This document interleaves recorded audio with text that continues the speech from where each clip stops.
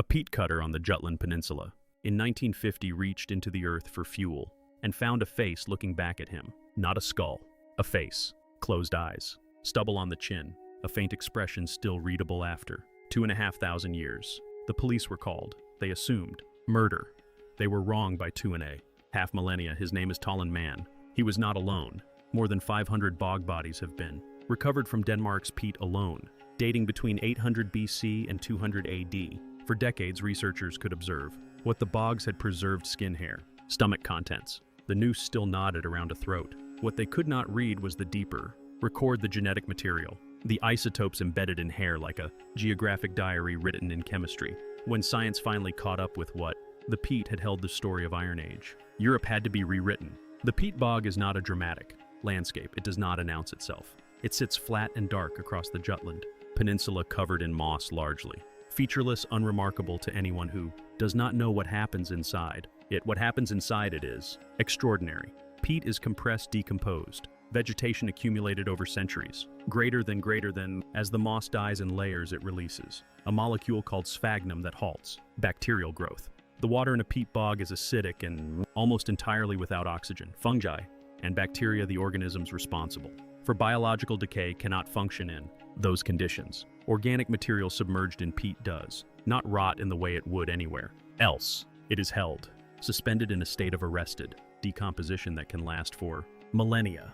The same acidity that stops decay works differently on different biological materials. Soft tissue, skin, hair, internal organ, stomach contents survives. Calcium phosphate, the mineral compound of bone, dissolves. Many bog bodies recovered from Denmark retain their faces in extraordinary detail and have lost their skeletons almost entirely. The chemistry preserves the person and erases the skeleton simultaneously. It is one of the more unsettling paradoxes in all of archaeology. More than 500 Iron Age bog bodies and skeletal remains have been recovered from Denmark alone. Across northern Europe, the number runs into the thousands, with significant finds in Germany, the Netherlands, the United Kingdom, and Ireland. The majority date to the Iron Age, roughly 800 BC to 200 AD, a period spanning 1,000 years of northern European prehistory for which no written records exist on the Danish side. 3 individuals anchor the science that followed. Tollund Man was found in 1950 in the Bjelskovdal bog in central Jutland by 2 brothers cutting peat for household fuel. His face was so well preserved that they called the police, convinced they had found a recent murder victim. Radiocarbon dating placed his death between 405 and 380 BC. Grobal Man was found 2 years later, in 1952, in Nebelgård Bog near the village of Grobal, also in Jutland. A peat cutter named Tog Busk Sorensen came across a tuft of red hair in the earth. There was a body attached to it. He initially assumed it was a local man who had vanished years earlier. It was not. The body belonged to a man who had died in the 3rd century BC. Huldremos. Woman was found in 1879 by a worker cutting peat near Rampton Inn, northeastern Jutland. Unlike most bog bodies, she was fully clothed. She was approximately 40 years old. She had been in the peat for over 2,000 years and arrived at the surface still wearing her skirt. Each discovered by ordinary people doing ordinary work. Each so well preserved that murder was the first assumption. Each ancient beyond what the eye could measure. For decades, the interpretive model that surrounded these bodies was straightforward. Iron Age communities in Jutland were understood as closed, locally bound, insular. People were born, lived, and died within a narrow geographic radius. The bogs were read as the burial grounds of the local community's unwanted criminals, outcasts, sacrificial victims drawn from the immediate population. The Roman historian Tacitus had written in 98 AD that the Germanic tribes drowned their disgraced in bogs beneath weighted hurdles. That account shaped the interpretation for generations. The bodies themselves complicated it from the beginning. The care shown to some of them was inconsistent with disposal. The preservation was inconsistent with any expectation. And locked inside the tissue was a record that no one in 1950 or 1879 possessed the tools to read. The science that could read it took another half-century to arrive. Tollund Man was found in a sleeping position. That detail matters. He was curled on his side, eyes closed, mouth closed, his leather cap secured. Under his chin with 2 thin straps, a plaited leather cord was wound around his neck. He was otherwise naked. The arrangement was not the posture of someone thrown into water. It was the posture of someone placed there. Forensic examination confirmed what the noose implied. He died by hanging. The cord had left furrows in the skin, beneath his chin and along the sides of his neck. Radiography showed his tongue distended, in the manner consistent with suspension. His cervical vertebrae were undamaged, which is common in hanging where the drop is short and death comes from asphyxiation rather than a broken neck. He was between 30 and 40 years old. He died somewhere between 405 and 380 BC. His last meal was examined in the 1950s and re-examined in 2021 with significantly improved methodology. It was a porridge, barley flaxfish and pale persicaria, a weed that grows among barley crops but is routinely cleaned out during threshing. It is not food. It is the waste product of food preparation. Someone had added it deliberately. The same addition appears in the stomach, contents of Bog Mummies Rewrote. A detail present in two separate individuals separated by over a century suggests the pattern was intentional, a ritual ingredient, not an accidental. 1. Bog Mummies' death was less ambiguous. In its physical character, his throat had been cut from ear to ear. The wound ran beneath his jawline in a single deep incision. Forensic re-examination confirmed it as the cause of death. His right shin had been broken shortly before he died. He was 34 years old. Electron microscopy analysis of his fingerprints revealed smooth skin, no calluses, no evidence of sustained physical labor. His last meal contained the remains of over 60 botanical components, wild grasses, cereal grains, seeds gathered from across the surrounding landscape, and traces of ergot fungus. The breadth of ingredients was not the profile of an ordinary winter meal. He died in winter or early spring. There were no fresh herbs or berries in his stomach. Huldremost woman arrived at the surface still dressed. That alone set her apart. Most bog bodies are found naked, either because they were deposited without clothing or because organic material had deteriorated over time. She was wearing a plaid wool skirt originally dyed blue and purple, a red wool scarf fastened with a bird bone pin, 2 layered sheepskin capes with the fleece turned outward.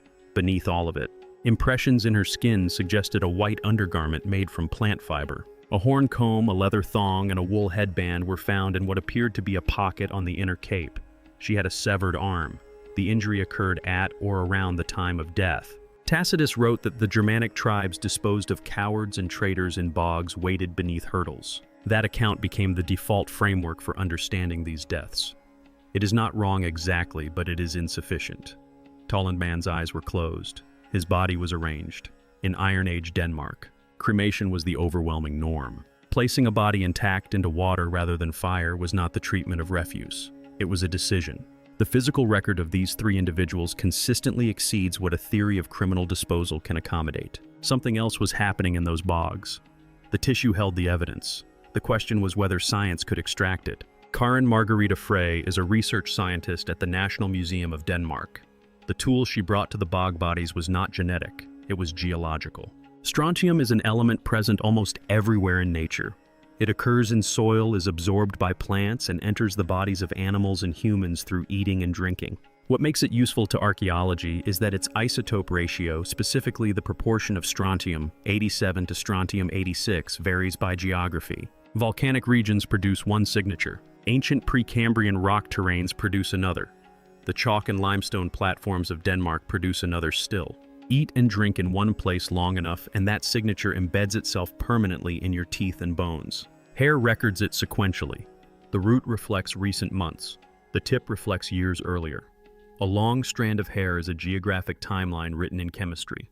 Fari spent 3 years developing a technique for cleaning ancient hair samples and extracting usable strontium from them. The process had to eliminate contamination from the bog environment itself, which carries its own chemical signatures. When she finally had a reliable method, she applied it first to Huldremost woman. The result divided cleanly into 2 separate stories. The strontium in Huldremost woman's skin was consistent with local Jutland geology. She was from Denmark, that much aligned with every assumption the existing model would have predicted. Then Fari examined the textiles. The plant fiber garment she wore beneath her wool clothing showed a strontium signature incompatible with any Danish terrain. It was consistent with geologically older Precambrian rock, the kind found across northern Scandinavia, Norway, and Sweden. Her wool skirt told an even more complex story. It had been assembled from wool sourced from at least 3 distinct geographic regions. 1 was local, 2 were not. The fabric on her body had crossed Scandinavia before she died. The implications were immediate and significant.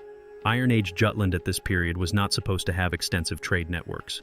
The prevailing understanding held that Northern European cultures in the early Iron Age operated in relative isolation with limited contact and limited exchange across long distances. Holdremo's woman's wardrobe was direct physical evidence against that position. Wool and plant fibers had moved across hundreds of kilometers. Someone had organized that movement. Frey then applied the same analysis to Haraldskær woman. Found in 1835, preserved well enough that she had once been mistakenly identified as a medieval Norwegian queen. Haraldskær woman had something no other bog body could offer. Her hair was 50 centimeters long. That is the longest strontium record recoverable from a single individual. It represented years of geographic movement embedded in a single strand. Her teeth told the first part of the story. The enamel, which forms in childhood, showed a strontium signature consistent with local Danish geology. She had grown up in Denmark. The tip of her hair told something entirely different. In the months before her death, the strontium signature shifted. It moved away from the Danish baseline toward a profile consistent with a volcanic region, central Germany, possibly the United Kingdom. She had been far from home when she died, or had returned from somewhere far away in the period immediately before her death. Both women had traveled. Both ended up in Danish bogs. Neither fit the model of a locally born criminal disposed of by her own community. Researcher Heather Gill Robinson had proposed for years that bog bodies might be geographic outsiders. People who had married into communities from elsewhere, travelers. Individuals who had not fully assimilated and were therefore not cremated in the local tradition when they died. The strontium said she was right. And it said something larger than that. The world these people moved through was not closed. It was connected in ways the existing history of Iron Age Europe had not accounted for. Strontium told researchers where the bog bodies had been.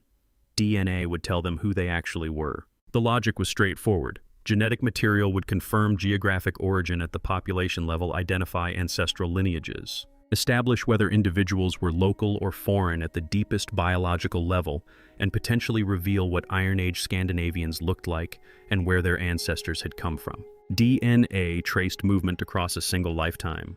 DNA traced descent across generations. Together they would produce a picture that neither could produce alone.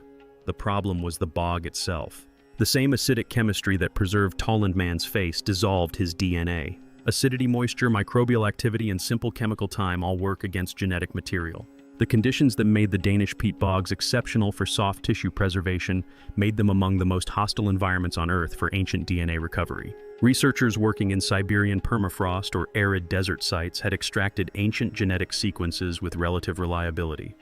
Denmark was neither. The peat was wet, warm by comparison, and acidic throughout.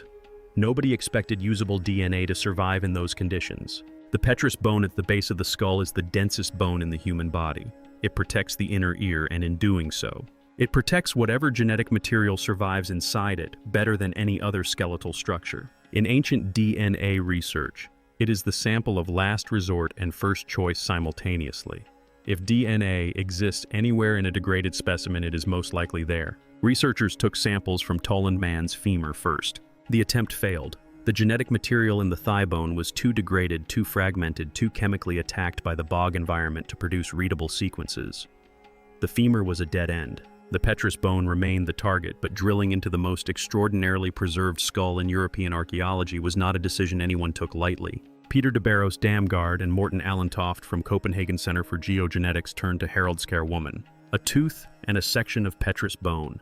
After almost a full year of laboratory work, the tooth yielded a fragment so small that contamination could not be ruled out. 0% human DNA. Damgaard described the genetic puzzle as broken into pieces so small they carried no information. The DNA of Haraldskær woman, he concluded, was beyond reach forever. This is the specific obstacle that makes the bog bodies different from almost every other ancient DNA project. The same chemistry that preserved the faces erased the genes. The bogs gave with one hand and took with the other. The solution was scale. If individual bog bodies could not yield clean genetic sequences, the population they belonged to could still be read. Allentoft and colleagues assembled data sets not from bog bodies specifically, but from Iron Age skeletal remains across multiple burial sites throughout Denmark. Sites where bone had been preserved in conditions less hostile to DNA than acidic peat. Iron Age villages, burial mounds, cemetery sites across Jutland and the Danish islands. Thousands of individuals, dozens of sites. The genetic record of the population that placed those bodies in the bogs. The contamination problem that had defeated the individual extractions became manageable at population scale. Patterns that disappeared in a single degraded sample became legible across hundreds of samples. The methodology that had failed on Tollund Man's femur succeeded when applied systematically across the broader Iron Age world he had inhabited. What that methodology returned was not a footnote. It was a complete revision of who Iron Age Scandinavians actually were, where they had come from, and what the society burying its dead in Danish peat had already been through before the first bog body was ever placed in the water. The DNA did not describe the people anyone expected to find. The working assumption embedded in a century of Iron Age archaeology was straightforward. The people of Jutland were ancient Scandinavians rooted in the peninsula across deep time, a population continuous with the landscape they inhabited. The bog bodies were their local dead. Locals executed locals, sacrificed locals, disposed of by the communities that had always lived in this specific place. The genetics dismantled that assumption completely. The Iron Age population of Denmark was not a single ancient lineage with unbroken roots in Jutland soil. It was the product of at least two major prehistoric migrations that had converged mixed, and layered over one another across thousands of years before the Iron Age began. The people who hanged Tollund Man, who cut Readable Man's throat, who placed Holdremos woman in the peat still wearing her traveling clothes, they were themselves the descendants of migrants. The first genetic layer was Neolithic. Around 3,900 BC, farming arrived in Denmark, carried by agricultural communities moving northward through Europe. These farmers replaced or absorbed the hunter-gatherer populations that had inhabited the peninsula before them and became the genetic foundation of the Danish population. The second layer was more dramatic. During the Bronze Age, populations from the Pontic-Caspian steppe, the vast grasslands stretching north of the Black Sea, moved westward and northward across Europe in migrations that ancient DNA has now traced with precision. They carried a distinct ancestral profile that transformed the genetic composition of northern Europe. By the time the Iron Age began, the population of Jutland already carried substantial steppe ancestry layered over its Neolithic base. Tollund Man Readable, Man Holdremos woman. None of them were the product of an ancient, unchanging Scandinavian bloodline. They were the living outcome of migration stretching back through the Bronze Age to the grasslands of Central Asia. The genetic record said so directly. The haplogroup data sharpened the picture further. Haplogroup 1, present at less than 2% in modern Scandinavian populations, appeared at significantly elevated rates across Iron Age Danish burial sites. Several haplogroups common in the ancient record are rare or absent in present-day Denmark. The genetic composition of the Iron Age population was measurably different from the population that occupies the same geography today. The people in the bogs belong to a genetic world that has itself since been transformed by further movements and mixtures across the centuries that followed. Physical appearance followed from the genetics and broke from the stereotype directly. The Iron Age Scandinavian population was not the uniformly fair, blue-eyed demographic that later Norse imagery projects backward onto the ancient world. The ancient DNA indicated a population with considerably more variation in pigmentation. Lighter coloring was increasing through the Iron Age, but earlier individuals showed a broader range. The iconic image of the ancient Norseman was a later simplification applied retrospectively to a more complex reality. Then the population genetics and the strontium were placed side by side, and the combined picture resolved into something that rewrote the foundational assumptions of Iron Age European history. Holdremos woman was locally born. Her genetics confirmed it, but she wore textiles assembled from wool crossing multiple Scandinavian regions, and she belonged to the population that was itself the product of continental migration. Haraldskær woman had grown up in Denmark genetically and geographically, but she had traveled to a volcanic region hundreds of kilometers away in her final months, and the Iron Age world she returned to was already ancient, layered, and far from closed. The society that placed these people in the bogs was connected across Europe in ways nobody had predicted. The DNA of their population proved it. The strontium in their hair confirmed it. The textiles on their bodies demonstrated it. What the bogs held was not an isolated backwater performing mysterious rites at the edge of the known world. It was a fully embedded node in a network that stretched from the steppes of Central Asia to the coasts of Britain. The peat preserved the evidence. The DNA finally made it readable. Both things were true simultaneously. They always are. The violence in the Danish bogs was real, deliberate, and forensically legible across 2,000 years of preservation. Readable Man's throat cut from ear to ear. Tollund Man hanged with a pleated leather cord still knotted at his neck. Holdremos woman's arms severed at or around the time of her death. These were not accidents. They were not drownings. They were executions carried out with precision and purpose by people who knew exactly what they were doing. The care was equally real and equally deliberate. Tollund Man's eyes were closed after death. His body was arranged on its side in a position that required someone to place him there with attention. The leather cap remained on his head. In a period when cremation was the overwhelming norm for the dead, his intact body was lowered into water and left. That is not disposal. That requires a decision about what this particular death meant and what it deserved. The ritual last meal connects them further. The threshing waste added to Tollund Man's porridge appears again in Readable Man's stomach, a weed routinely discarded during grain processing, present in two separate individuals across more than a century of time. The repetition is not coincidence, it is pattern. Someone in Iron Age Jutland understood that a specific kind of death required a specific kind of final meal, and that understanding persisted across generations. Tacitus wrote that the bogs were places of disposal for the degraded and the deviant. Cowards drowned beneath weighted hurdles, traitors submerged and forgotten. That account has shaped the interpretation of bog bodies for generations, and it is not entirely wrong. Execution and bog deposition were connected in Iron Age Northern Europe. The written record confirms it. But Tacitus was a Roman writing about people he had never met, translating practices he did not fully understand into the moral framework of an empire that considered these communities barbaric. His account is a starting point, it is not an ending. The archaeological record says something considerably more complex. Weapons were deposited in Danish bogs, cauldrons, gold ornaments, slaughtered animals, broken tools. These were not refuse. They were offerings, objects of value deliberately placed at the boundary between the visible world and whatever was understood to lie beyond it. The bog was not a rubbish ground, it was a threshold. If weapons and gold were offerings, the people deposited alongside them require a different interpretive frame than criminal disposal. The care shown to Tollund Man's body is not inconsistent with sacrifice. It may be the clearest evidence of it. A criminal thrown into water does not have his eyes closed. A sacrifice might. The strontium evidence adds the final layer. Both Huldremos woman and Haraldskær woman had been traveling before their deaths, moving between communities existing in the space between one world and another. Liminal figures, people who were not fully of the local community, who had not assimilated, who carried the geography of elsewhere in their hair and their clothing.